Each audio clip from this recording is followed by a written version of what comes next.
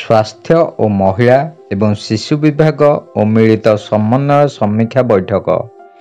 ଆଜି ଜିଲ୍ଲାପାଳ ଶ୍ରୀଯୁକ୍ତ ଅକ୍ଷୟ ସୁନୀଲ ଅଗ୍ରୱାଲ ନୟାଗଡ଼ଙ୍କ ଅଧ୍ୟକ୍ଷତାରେ ସ୍ୱାସ୍ଥ୍ୟ ଓ ମହିଳା ଏବଂ ଶିଶୁ ବିଭାଗ ଓ ମିଳିତ ସମନ୍ୱୟ ସମୀକ୍ଷା ବୈଠକ ଅନୁଷ୍ଠିତ ହୋଇଥିଲା।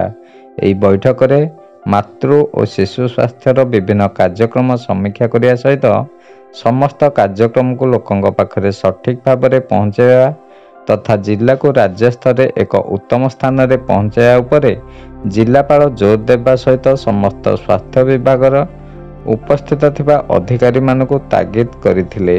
ସେହିପରି ଜିଲ୍ଲାରେ ବିଶେଷ କରି ଦଶପଲ୍ଲା, କଣିଆ ଓ ଭାପୁର ଆଦି ବ୍ଲକ ଗୁଡ଼ିକରେ ଗର୍ଭବତୀ ମା ତଥା ପ୍ରସୂତି ମାମାନଙ୍କଠାରେ ରକ୍ତହୀନତାକୁ ଦୂର କରିବା ପାଇଁ ବିଭିନ୍ନ ପଦକ୍ଷେପ ନେବା ଉପରେ ଜୋର ଦେଇଥିଲେ। ବିଭିନ୍ନ କାର୍ଯ୍ୟକ୍ରମମାନ ତୃଣମୂଳ ସ୍ତରରେ ଯଥା ମମତା ଦିବସ, ଟିକାକରଣ ଦିବସ ଆଦିକୁ ଉତ୍ତମ ରୂପରେ ପରିଚାଳନା ପାଇଁ ଉଭୟ ଗୋଷ୍ଠୀ ତଥା ଜିଲ୍ଲାସ୍ତରୀୟ ଅଧିକାରୀମାନଙ୍କୁ ତଦାରଖ କରିବା ପାଇଁ ନିର୍ଦ୍ଦେଶ ଦେଇଥିଲେ।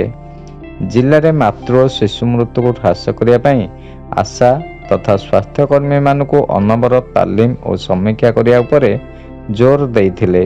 ସେହିଭଳି ଜିଲ୍ଲାରେ କନ୍ୟା ସନ୍ତାନ ଦିନକୁ ଦିନ ହ୍ରାସ ପାଇବା ବି ଏକ ଉଦ୍ବେଗଜନକ ବିଷୟ।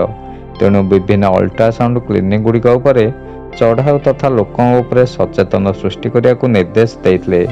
ସଭାରେ ଜିଲ୍ଲା ମୁଖ୍ୟ ଚିକିତ୍ସାଧିକାରୀ ଡାକ୍ତର ସୁଶାନ୍ତ ଦାସ, ଜିଲ୍ଲା ସାମାଜିକ କଲ୍ୟାଣ ଅଧିକାରୀ, ଅନ୍ୟ ବିଭାଗୀୟ ଅଧିକାରୀ, ସମସ୍ତ ଗୋଷ୍ଠୀ ସ୍ୱାସ୍ଥ୍ୟ କେନ୍ଦ୍ରର ଅଧିକାରୀ ତଥା ଜାତୀୟ ସ୍ୱାସ୍ଥ୍ୟ ମିଶନର ସମସ୍ତ ଜିଲ୍ଲା ଓ ବ୍ଲକ ସ୍ତରୀୟ ଅଧିକାରୀ ତଥା ସବୁ ବ୍ଲକର CDPO ମାନେ ଉପସ୍ଥିତ ଥିଲେ।